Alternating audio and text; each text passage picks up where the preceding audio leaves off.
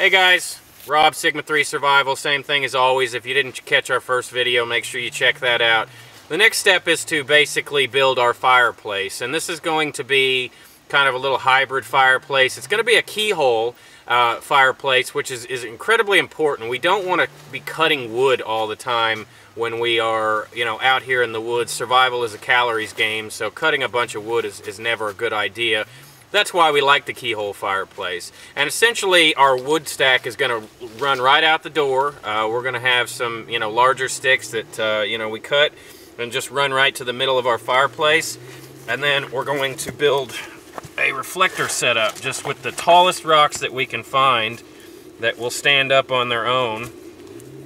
And we're just going to kind of build those in a half moon type shape. And you might need to prop up some of these on the back, just whatever it takes to get the job done. And your fire reflector is extremely important. You don't want all the heat radiating up. I say this a lot in fire making.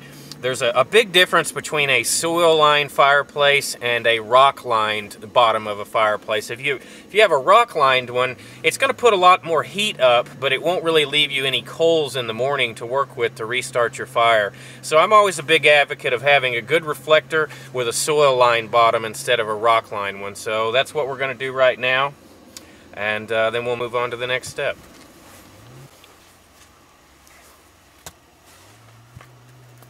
So all I'm doing right now is creating the outer edges. And then I like to take a lot of these smaller rocks and line them on the front so they're easy and convenient to roll up under my bed during the night when I want to add a little bit of extra heat for those colder nights. So I'm just going to keep building out this circle with some of these smaller rocks.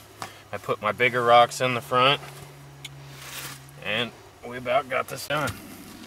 Alright, so what I got here is a rock that I found about, well, actually an apprentice found it about 20 yards away from our shelter, and me and him were teaming up on this. It's just a two-man operation today. And so what I'm going to do is roll this physically inside the shelter, and the cool thing about this is it's kind of a ready-made mortar and pestle, so I can grind up acorns and make any kind of process any kind of grains, or whatever I needed it for. I can crush it up here and set it off, away from the fire. And I'm just going to roll this thing all the way to the shelter. It's not too far now, so.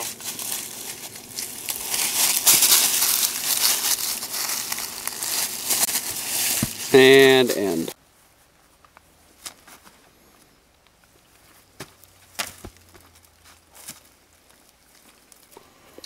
Alright, so I got the big rock in here and got a lean-to chair, and this is basically nothing more than a tripod for these little shelters right here, and then you just kind of lash it back to it. You don't need anything this heavy duty. You can actually do this with small willow branches and then just use the bark of the willow for your lashings instead of using rope. But since this is a permanent camp structure, then we want to do it to where it's going to really last and really going to stay, and paracord does that best. And the whole purpose of it is to have a nice little place other than your bed to sit.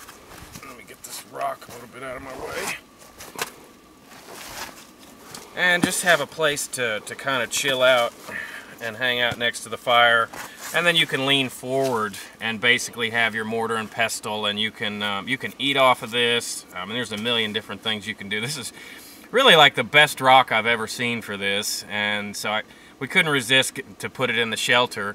You can, this would be great for grinding your acorns up, which is a big staple around here in fall, and just a million different uses. So now that I've got this, and I've got my, my comfy little lean-to chair here to hang out next to the fire, next thing I'm going to do is finish out the fireplace just by running a few rocks down the side for our keyhole, and then the fireplace will be done.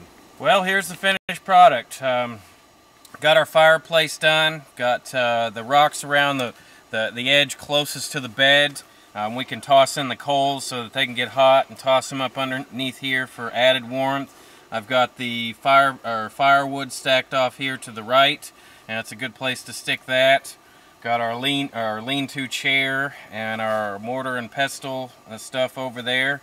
And the next step is we're going to build a jerky rack up above us to dry our fruits, vegetables, hang our socks and clothing from at nighttime so that they can dry. One of the big problems that I always see with people is they try to dry their socks and their clothing, and they always put it too close to the fire and end up charring it or getting a hole in it or affecting the insulation of it. And having a nice drying rack at the proper height, to where it gets a proper amount of heat is really essential. So we're going to make a nice one in here. So make sure you tune in for part 3.